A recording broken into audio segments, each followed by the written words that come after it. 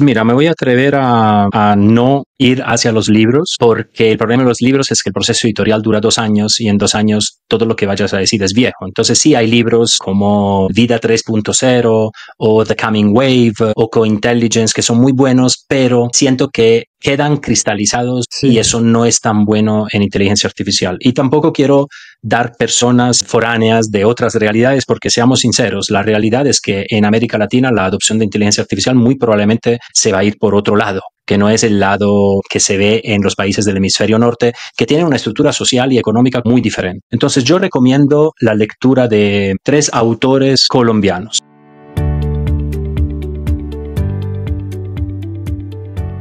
Bienvenidos todos a un capítulo más de Remando en Arequipe, el podcast que ayuda a los innovadores corporativos a tener casos de inspiración, aprendizaje, cosas que les sirvan para liderar la innovación más en esta era de inteligencia artificial, donde el capítulo de hoy vamos a hablar de adopción sana de la inteligencia artificial y por eso tenemos una invitada muy especial, Pablo Misia, que pues ya les va a contar quién es. Pero que les quiero contar que básicamente llegaba él por todos lados, por comunidades de IA, por amigos en común, por el CESA, por educación. Entonces esto tenía que pasar. Pues me encanta tenerte acá, Pablo. Cuéntale a todos quién eres. Maravilloso, Santiago, no, gracias a ti. Es una alegría muy grande estar aquí remando en Arequipe contigo y con todas y todos los que nos están escuchando y que saben cómo es esa sensación, ¿no?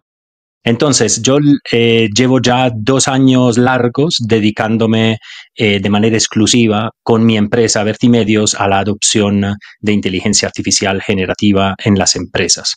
Es 2 años largos, significa que prácticamente 6 meses después de salir ChatGPT ya habíamos intuido que esto era una revolución y que las empresas están en primera línea y que necesitan a alguien que les pueda ayudar compartiendo experiencias, buenas prácticas y todo lo que va con algo tan nuevo como la inteligencia artificial. Yo llego ahí con Vertimedios, con mi empresa, que hace unos 5 años pivoteamos hacia la adopción de tecnologías emergentes.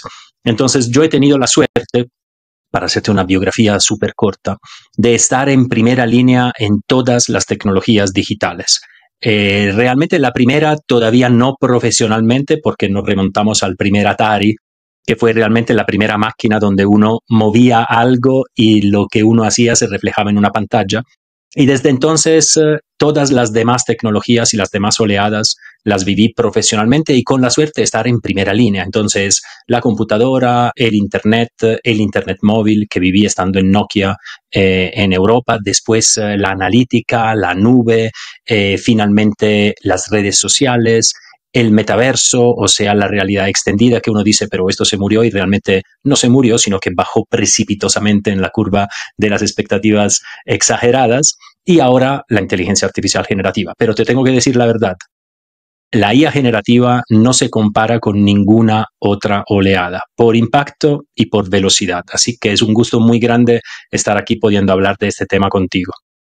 Increíble, mira que yo hace poco hacía la reflexión precisamente lo que tú estás diciendo, como es que hace, no sé, 15 años a mí me tocaba conectar el internet a un teléfono y cómo pensar en esos últimos 20 años, cómo ha cambiado tanto y estar, o sea, según lo que me cuentas, serías como un early adopter o un edger, que tuvimos un capítulo con Alfonso Cornell de edgers, de esas personas que están al borde de la tecnología interactuando, o como Juanfe, que también tuvimos, que tenemos de amigo en común, que él ha estado también muy metido en muchas de esas tecnologías, que primero me parece muy emocionante y segundo te iba a preguntar eso que mencionas, o sea, ¿cómo era la diferencia de lo que está pasando ahora? Yo me imagino, no sé, hace 20 años diciéndole a un empresario, oiga, es que está el internet y la misma conversación de no, pero yo ¿por qué voy a implementar internet si eso pues lo hemos hecho de la misma manera siempre?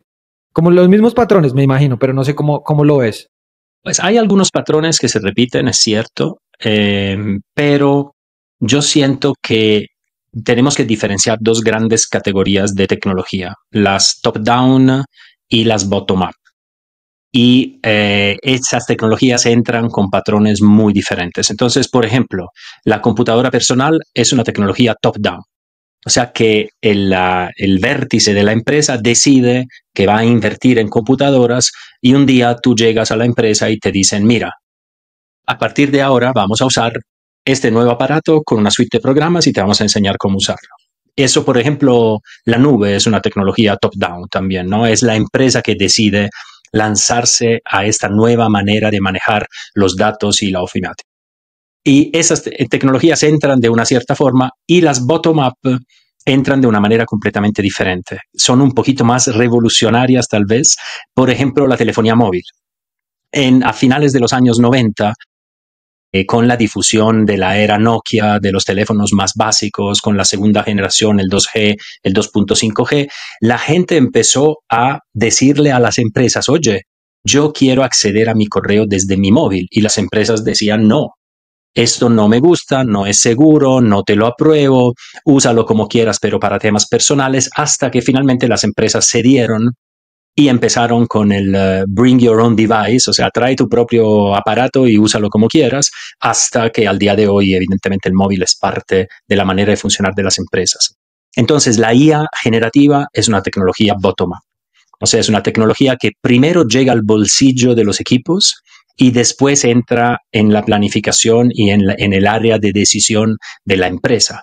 Y con otra diferencia que cuando hablamos de telefonía móvil, la gente tenía que hacer una inversión muy importante de dinero y de cambio de hábitos para usar un teléfono móvil. En cambio, hoy, para usar inteligencia artificial generativa, solo tienes que bajar una aplicación e interactúas con ella de la misma manera como ya estás acostumbrado a hacer. Entonces, por eso es una revolución desde abajo y extremadamente rápida, y en eso se diferencia de cualquier oleada anterior.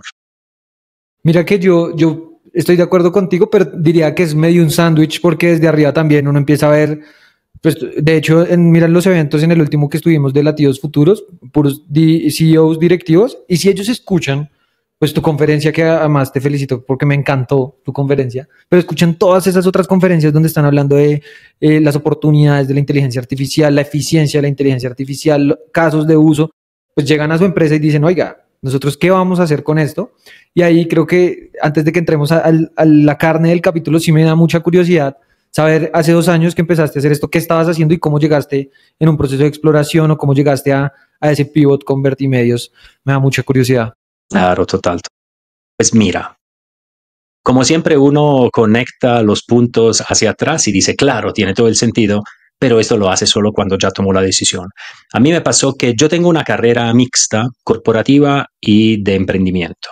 Entonces yo he trabajado en 6 multinacionales de 6 países diferentes, que es una cosa ultra rara que yo miro atrás y digo, hombre, yo ni sabía que podía haber 6 multinacionales de 6 países diferentes, pero las hay y yo trabajé en las 6. Entonces esta fue una parte de mi carrera. Y la otra parte, soy fundador de 5 empresas, de las cuales ahora sobreviven 3 con algo de dignidad y las otras pues fueron solo experimentos, como toca hacer. Entonces, mi último trabajo corporativo fue en Discovery, donde yo fui responsable de la analítica digital para la operación de Discovery y de todos los canales y los medios digitales de Discovery para América Latina. Entonces, no era la primera vez que tenía una responsabilidad de analítica, pero esta vez fue en un sector que es muy cercano a mi experiencia y a mi pasión, que son los medios. Cuando salgo de Discovery, me pregunto qué quiero hacer cuando grande. Y la respuesta la dejé un poco al azar. Entonces yo pues tenía Vertimedios, que estaba funcionando como agencia de publicidad digital, pero no me lancé a retomar ese camino.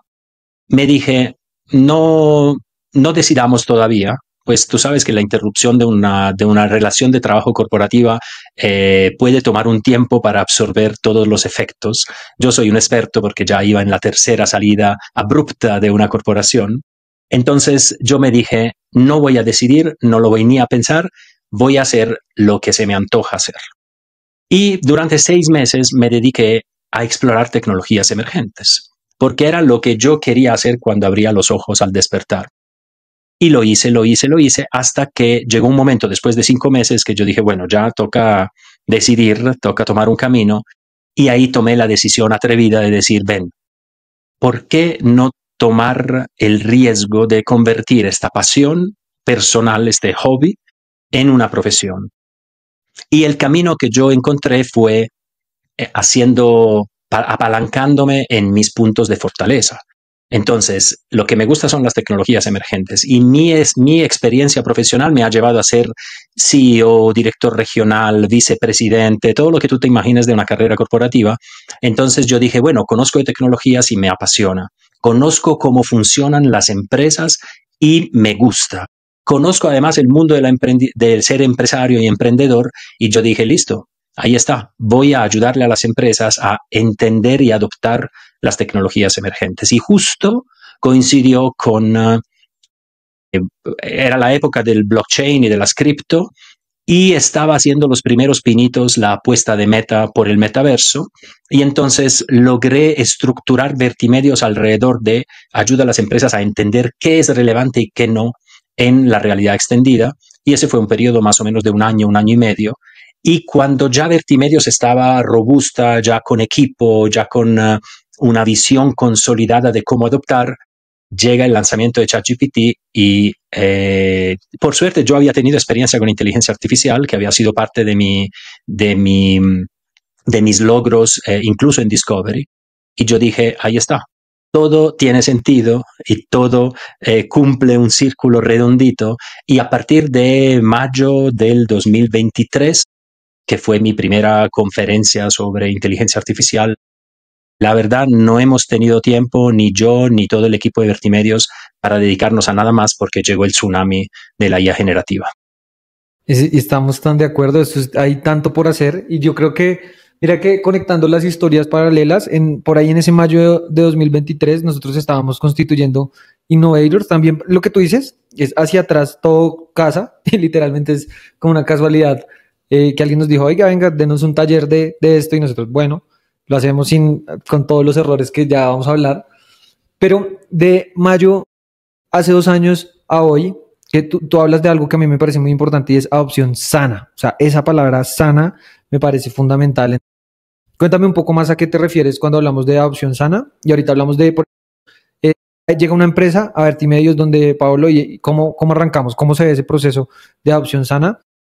Porque creo que nosotros hemos ayudado, al principio ayudamos a un par de empresas a adopción insana sobre expectativas, querían echar a todo el mundo, que ahora toca, o sea, todo lo que no estaba tan bien, pero me interesa conocer tu experiencia. Dale. Entonces, ¿a qué te refieres con adopción sana, Pablo? Pues mira, para mí adopción sana es incorporar a la inteligencia artificial en los hábitos de todos los empleados de la empresa, todos los trabajadores del conocimiento, favoreciendo la oportunidad que te trae la IA versus las obvias eficiencias que también vienen con el uso de la IA. Entonces, es una súper simplificación y ahora ya entramos al tema, pero tú tienes dos caminos cuando llega una tecnología como la IA generativa. Uno es hacer lo mismo que hacías antes con menos gente, y otro es poner la gente que tienes a hacer cosas extraordinarias que antes parecían imposibles. Entonces, estos son los dos caminos. Ojo, yo no estoy diciendo que uno sea bueno y uno sea malo. Absolutamente no. La economía es el arte de hacer mucho con poco, y poco incluye todo. Pocos gastos, pocos costos, poca gente, poco todo.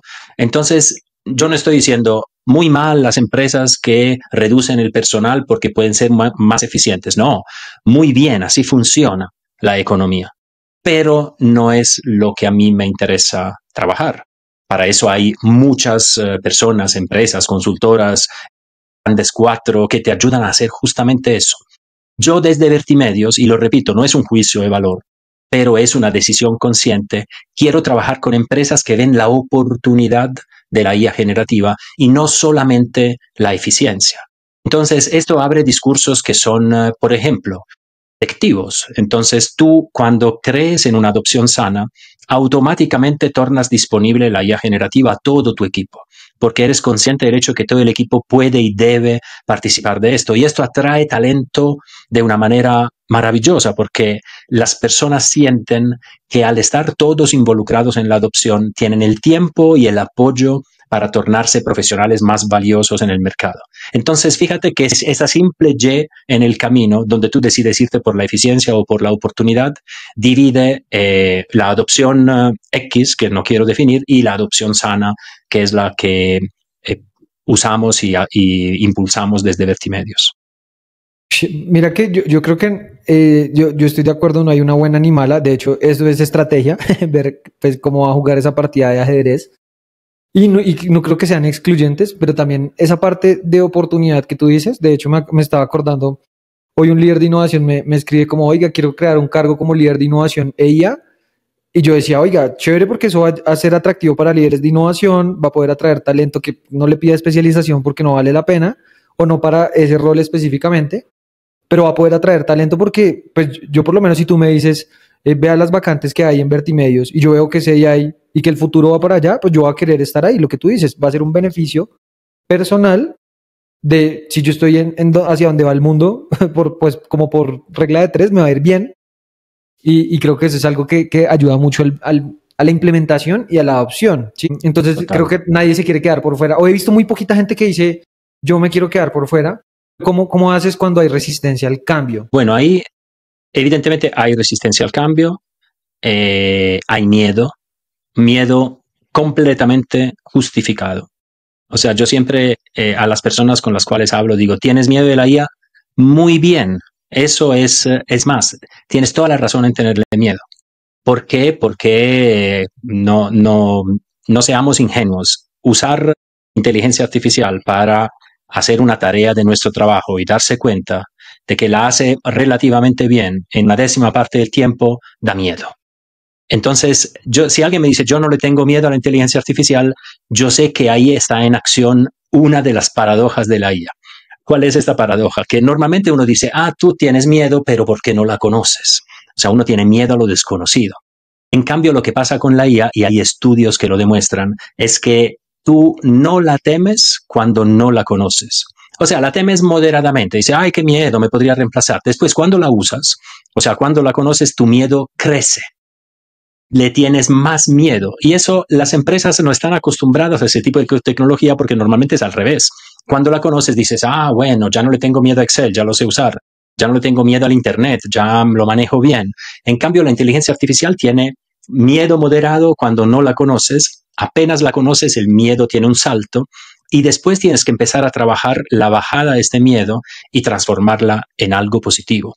Entonces, esa resistencia, bueno, miedo es una cosa, ¿no? Resistencia es otra cosa.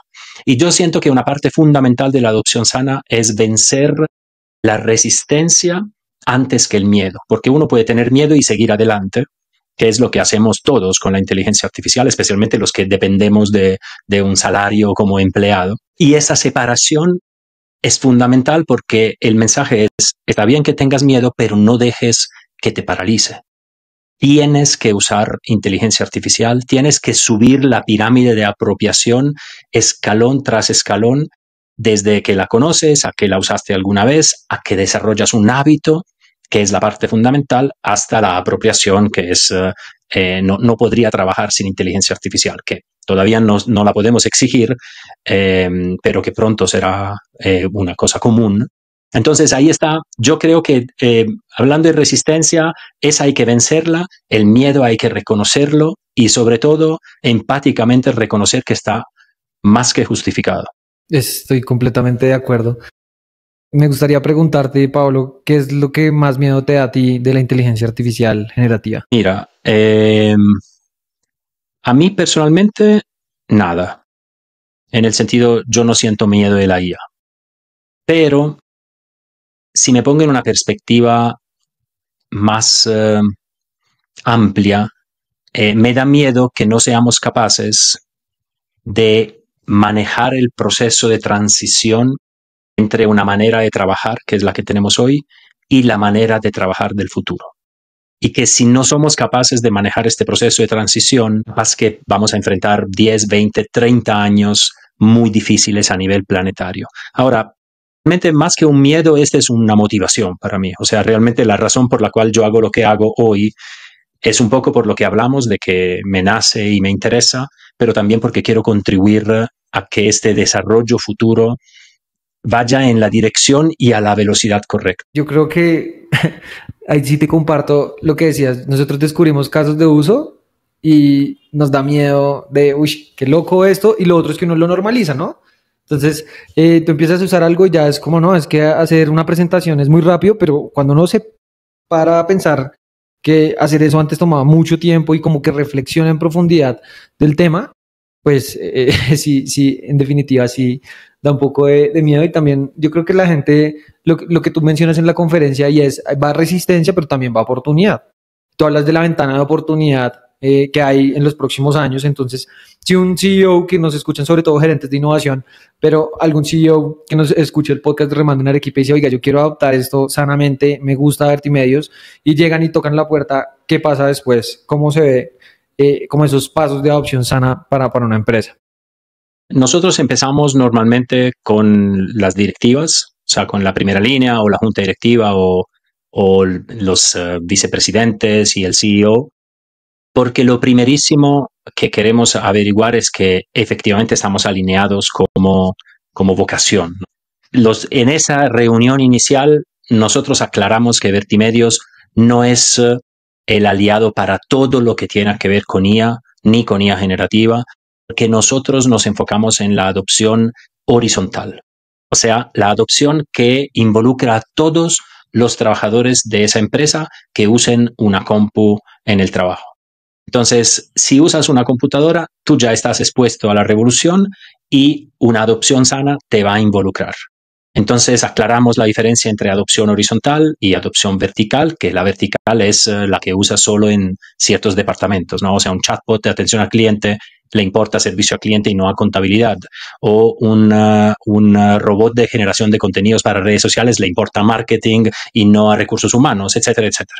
Entonces, la apuesta que hace una empresa que trabaja con Vertimedios es que la adopción horizontal favorece y acelera la adopción vertical, que es la adopción donde se encuentran las eficiencias. Entonces, si tú creas una base de conocimiento, de facilidad de uso y de cercanía entre todas tus personas y la IA, es más probable que en cada departamento encuentren el caso de uso que revoluciona la manera como trabaja este departamento. Y en este primer paso, la otra cosa que hacemos es decirle a los líderes, ojo, esto va a ser difícil para ustedes, porque la gente inmediatamente se va a dar cuenta que la IA los torna 20% más eficientes y van a decir, ¿y qué pasa con el 20% de nosotros que ya no es tan importante?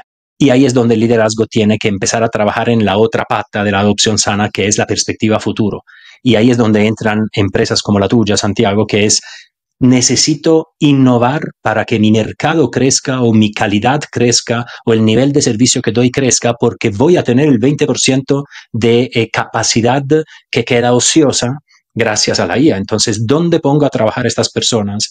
Es la segunda gran pregunta. Entonces, ves que ese primer paso de la adopción sana es muy estratégico y requiere una conversación a calzón quitado. Es la definición perfecta. Voy a poner acá un mark para que saquemos esa parte porque es literalmente, y el liderazgo ahora sí se va a ver comprometido en ese sándwich de los de abajo, lo que tú dices desde abajo como, bueno, está esto, ¿cómo lo vamos a aplicar? Y desde arriba, como los líderes, usted, oiga, ya me imagino en una adopción sana, empieza un área que es siempre el early adopter, digamos el Paolo, dentro de una organización que ve la oportunidad, y en la misma gerencia dice, oiga, pero si ahí hay un área que ya empezó, entonces empieza la misma presión y es lo que se llama la eficacia operativa o el calce de que, pues por eso funciona como una célula. Me encanta esa parte. No, estoy conectando muchos puntos, ¿sabes? Porque nosotros creo que indirectamente hemos dado con empresas que empezaron por adopción sana para poder llegar a la parte vertical donde nosotros podemos ayudar, y la diferencia de las que no. Entonces te quería preguntar, digamos, qué capítulos tiene que tener? Ahí hablamos de liderazgo, hablamos de la otra pata de pues, alineación de expectativas y como una parte estratégica. ¿Qué otras patas tiene esa adopción sana? Pues el segundo paso de la adopción sana, ya una vez que estemos de acuerdo con el liderazgo, es empezar a abrirlo. Aquí, si es una empresa de 500, 600, 1000 personas, es un camino. Si es una empresa de 15.000 o 16.000, evidentemente es otro camino, pero la lógica es la misma. Tú tienes que empezar a transmitir un mensaje muy claro. Y el mensaje es, en esta empresa, a partir de hoy, usar la IA está bien. Eso es, mira que es así de sencillo. ¿Está bien o está mal? O sea, hoy en la mayoría de las empresas la gente que usa IA lo esconde. Los secret cyborgs, como dice Ethan Mollick, ¿no? Esas personas que son muy buenas haciendo informes y que se quedan calladitas que usaron ChatGPT o Gemini porque tienen miedo de ser desvalorizadas. O sea, tienen miedo que si dicen que lo hicieron con ChatGPT, el jefe o la jefe le va a decir, pero entonces no lo hiciste tú. Entonces no te lo valgo tanto como te lo hubiera valido si lo hubieras hecho solo tú. Ese es el pre.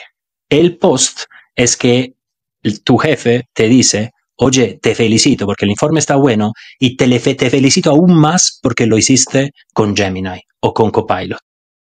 Ahora, para que esto pase, tienes que mandar este mensaje con claridad. Y la segunda cosa es que tienes que impulsar las personas a la acción, porque esa es una parte muy delicada porque muchas veces en las empresas, y cuanto más grandes son, más existe esa expectativa.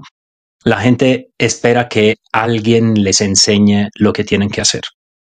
Y con la IA no funciona así porque nadie sabe lo que tú puedes hacer con la IA en tu puesto de trabajo. Mejor, alguien sí sabe, tú sabes. Solo tú sabes cómo vas a usar este segundo cerebro con toda su amplitud de impacto en tus tareas del día a día. Y esto es el segundo objetivo de esta segunda etapa de la adopción sana. Primero, que la gente tenga claro que IA sí. Y segundo, que entiendan que está en sus manos.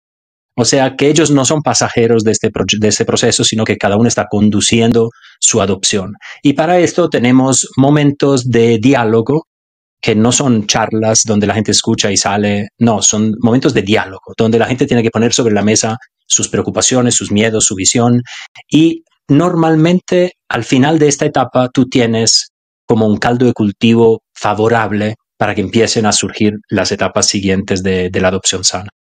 Ese es como cuando hablamos de alistar, aunque no sería la palabra correcta, sino abonar el terreno de cultura para poder innovar, ¿sí? Como lo que nosotros decimos, que la gente en esa gestión del cambio ya entienda la importancia, que quiera ser parte y que sepan lo que tú dices, que sean protagonistas de eso, porque ahí sí la frase, la IA no te va a quitar el trabajo, la odio, ya la hemos usado demasiado, pero sí emocionante uno poder decir, oiga, yo transformé un proceso. Yo creo que eso es mejor que cualquier título que uno pueda tener pegado en la pared de una universidad, yo siendo profesor, sino decir, oiga, es que ya acá en la empresa descubrimos, desarrollamos, pero lo que tú dices, nadie sabe cómo se va a ver el futuro de un área, y esas conversaciones que dices también me parecen muy importantes, que nosotros decimos, le decimos a los clientes de, oiga, hay reflexiones de qué áreas nuevas deberíamos crear, qué áreas de pronto deberían ya dejar de existir, y que esa pregunta no se hace tan recurrentemente. Entonces eso es todo un tema bien interesante, porque cuando ya hay esa cultura alineada, como que está bien, no hay miedo, no incentivo, sino que está todo seguridad psicológica para poder innovar. ¿Cuál sería el siguiente paso ahí, Pablo? Ahí el siguiente paso son los casos de uso. O sea, una vez que tú ya tienes la semilla plantada horizontalmente, o sea, en todos los departamentos de tu empresa, ya empiezas a evolucionar al siguiente paso, que es el de experimentación. O sea, ya los llevaste a explorar, ahora tienen que experimentar. Y si la exploración es un camino divertido, libre, tranquilo, como sin compromiso, la experimentación ya tienes que ponerte objetivos. Eso me encanta, ese sin compromiso, pues, excelente. Y ese hace parte del modelo de las 4E, ¿no? Ese es el modelo de las 4E, exacto, que ahora las estamos componiendo. Digamos que la primera es exploración y es cuando tú dices, bueno, vamos, cacharreen, prueben, pídanle recetas, pero empiecen a hablar el lenguaje de la IA. Empiecen a entender la importancia de dialogar y no solamente de pedir. Empiecen a entender que el prompt te lo hace la misma IA, entonces no se enloquezcan con ser prompt engineers. Entonces esa es la etapa de exploración. En la etapa de experimentación ya te tienes que poner un objetivo. Ya te tienes que poner un objetivo relevante para la empresa. O sea, no sé, yo hago análisis de datos y los transformo en un informe. Ahora quiero que este proceso que antes hacía manualmente lo haga con inteligencia artificial. Entonces te dices, me doy 2 meses, voy a buscar herramientas que lo hacen, voy a buscar cursos, videos de YouTube, tutoriales, podcast, y voy a hacer un primer experimento en esa dirección. Y voy midiendo mis resultados hasta que yo llegue al final de los 2 meses y diga, lo logré y tengo un caso de uso, o no lo logré y me dedico a los otros experimentos que lancé en paralelo, ¿no? Porque obviamente tienes que lanzar más de uno porque lo más probable es que fracasen. la IA no es buena para todo y uno no es un experto de IA. Eso hacen parte de un proceso donde el resultado ideal es que el experimento funcione, pero tienes que estar abierto a que no vaya a funcionar. Cuando logras un experimento funcional, ahí la empresa tiene por las manos un caso de uso. O sea, tiene por las manos un ejemplo circunscrito y bien definido de cómo un proceso A antiguo se puede transformar en un proceso B evolucionado con inteligencia artificial. Y en la adopción sana, estos casos de uso son oro puro, porque te dan dos cosas.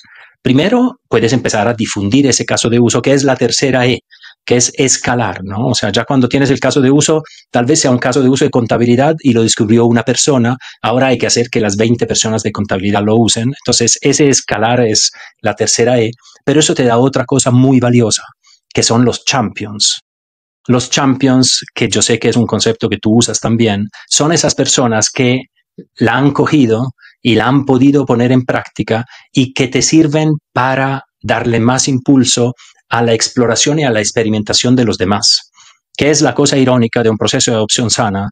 Cuando ya estamos en esa etapa de que los casos de uso empiezan a brotar y que los champions empiezan a darle dinamismo interno, ya desde Vertimedios nos retiramos porque nosotros estamos solo en esta etapa inicial cultural de activar la adopción. Después el proceso, si está bien hecho, anda solo. Increíble.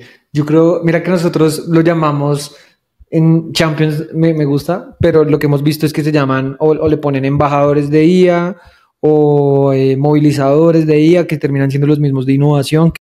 Creo que ahí, es que lo que tú estás describiendo es un proceso de innovación, ¿no? Es método científico aplicado a los negocios, que deberían hacerlo todas las áreas, entonces estamos súper alineados. De hecho, deberíamos hablar para yo decir, Sí, mira, estos tienen que pasar por Paolo antes de llegar a nosotros y viceversa. Pero esos champions o esos movilizadores, en nuestro caso los llamamos agentes, pues por la misma jerga de inteligencia artificial, se vuelven, ahí la resistencia se acaba, porque lo que yo he visto es que los humanos nos movemos por envidia positiva.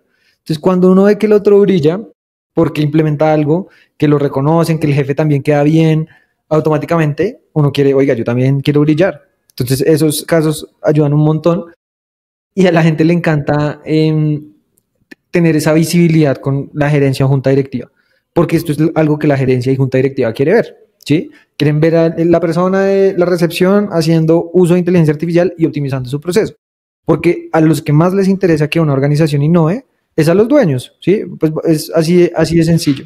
Entonces, me encanta esa parte y te quiero preguntar, es también como los anticasos, o sea, ¿qué has encontrado como que son como características o rasgos que tienen las organizaciones, que tienen su propia personalidad, identidad, cultura y demás, que hace que sea una opción no tan sana, si podemos decirlo, para no decir insana? Pues mira, realmente nosotros somos sesgados porque hacemos casi que un filtro al principio, ¿no? O sea, si una empresa, tomemos un ejemplo de lo que es una adopción que salta inmediatamente a una vertical. Entonces, digamos que una empresa dice, yo tengo una exigencia de tornar más eficiente un proceso y necesito una solución de IA para hacer eso. Yo no hablo con esta empresa porque no me busca a mí, porque yo no sé. O sea, digamos que ese proceso es un proceso de generación de informes. Pues una empresa que trabaja mucho con conocimiento, si me buscan a mí, le digo, mira, no es conmigo porque yo no conozco esta vertical, no tengo desarrolladores, no tengo experiencia de ese tipo de implementación, te puedo poner en contacto con personas que sí, pero no es conmigo. Entonces yo no sé qué pasa en detalle en ese tipo de implementaciones. Yo creo que hoy la mayor resistencia hacia la adopción colectiva, horizontal, que nosotros llamamos adopción sana, es un tema de recursos.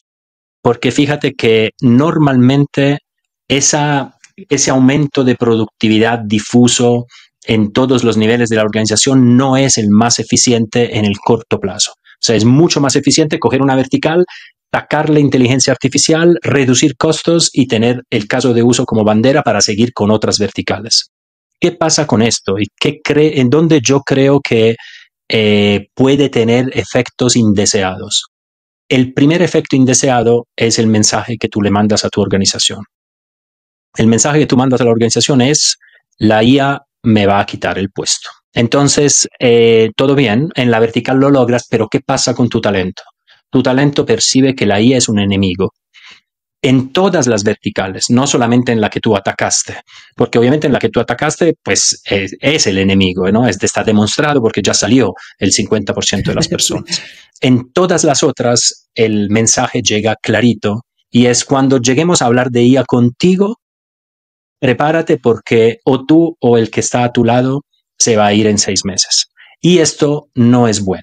No es bueno porque el talento empieza a vivir la IA como una amenaza, como un enemigo.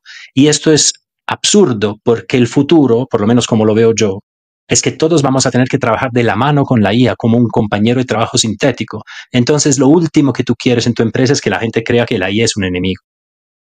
Uy, mira que ahora que lo dices, se vuelven los juegos del hambre, podría ser, o del y hambre para que vaya ahí alineado, porque sí, eso tal cual puede pasar, pero también algo que yo creo que pasa es estamos bombardeados escuchamos empresas que están meta, estas grandes big tech en esa carrera de eficiencia, sacando gente, entonces inevitablemente uno se asusta y dice, oiga, esto sí está pasando allá, y uno ahí tiene sesgo de comparación de si pasa allá, porque va a pasar acá, y cada proceso es diferente, pero sin duda eso es un susto y las personas se asustan y nos asustamos cuando vemos eso que puede pasar. Yo creo que sí, lo que dices es tenerla como mejor amiga o bueno, como compañera de trabajo súper llave donde nos vamos a ayudar un montón, pero estar evolucionando en habilidades porque nosotros sí encontramos a veces que hay procesos donde el humano ya o sea, no agrega valor, pero desde la tercera revolución industrial. Y te lo comparto porque yo tenía un cliente que hace energía y yo decía, no, la cuarta revolución industrial. Él decía, no, es que en Colombia todavía no tenemos energía en todo Colombia. Entonces la brecha es grande y a veces estamos ahí por la calle como si nada y acá se nos viene una revolución gigante que acá ya para pasar a la última parte, ahí vean, vimos un recorrido de cómo tener una adopción sana, pero esta última parte del podcast, Pablo, es con unas preguntas que hacemos recurrentemente y la primera que te quiero hacer es si tú te pudieras en una tecnología emergente que ojalá esté muy cerca, o mentiras no, que sea viajar al futuro y cogieras el DeLorean de Marty McFly, te volvieras al más joven Pablo que estaba iniciando en estos mundos de tecnologías emergentes para darte un consejo, ¿qué consejo te darías? Ok, son un consejo a mí mismo del pasado. Obviamente compra Bitcoin, no importa en qué año me encuentro con el yo del pasado, compra Bitcoin, obviamente después de 2009, pero eso sería el primer consejo, porque uno en la plenitud de los recursos se enfrenta a la vida de una manera diferente. Después, pues mira, yo estoy muy feliz con la vida que tengo ahora y con lo que he hecho hasta acá, entonces probablemente me diría sigue así, porque vamos bien. En términos personales, sabes que no sé, me toca pensarlo mejor. Debí haberme preparado escuchando más finales de Remando en Arequipe para estar preparado, pero difícil. Es una pregunta difícil. ¿Qué consejo me daría? Bueno, te la debo. No, ahí me quedo paralizado. Me la pones en LinkedIn y ponemos el consejo. Dale. Ahí la siguiente es de qué es lo que más te sientes, de lo que más orgulloso te sientes en tu vida. Me siento orgulloso de mi familia, de haberla construido, que es un reto muy grande y que es como una decisión inconsciente que después da enormes frutos. Entonces, mi esposa, mis 2 hijas, de eso me siento muy orgulloso. Me siento orgulloso de haberle dado trabajo a más de 200 personas en mis empresas. No todas trabajan hoy en Vertimedios. De hecho, en Vertimedios hoy somos 7, entonces no quiero que se piense que Vertimedios es un edificio de 5 pisos con 200 personas, pero a lo largo de mis emprendimientos en Colombia y en otros países ya son 200 personas las que han trabajado de alguna forma gracias a mis ganas de construir. De eso me siento muy orgulloso. Y yo me quedaría ahí porque el orgullo es una emoción que no siento muy propia, no siento muy mía, pero de esas 2 cosas sí me siento orgulloso. Tienes lo que Nicole Pérez, que tuvimos en un episodio de liderazgo, llama el saboteador del overachiever, se llama eso, que uno siempre quiere estar creando y construyendo más cosas, entonces te entiendo completamente. Pablo, ¿cómo aplicas adopción sana de inteligencia artificial en tu propia empresa? Eso es muy interesante porque a nosotros ayudar a las otras empresas a adoptar inteligencia artificial nos deja poco tiempo para adoptarla de manera sana internamente.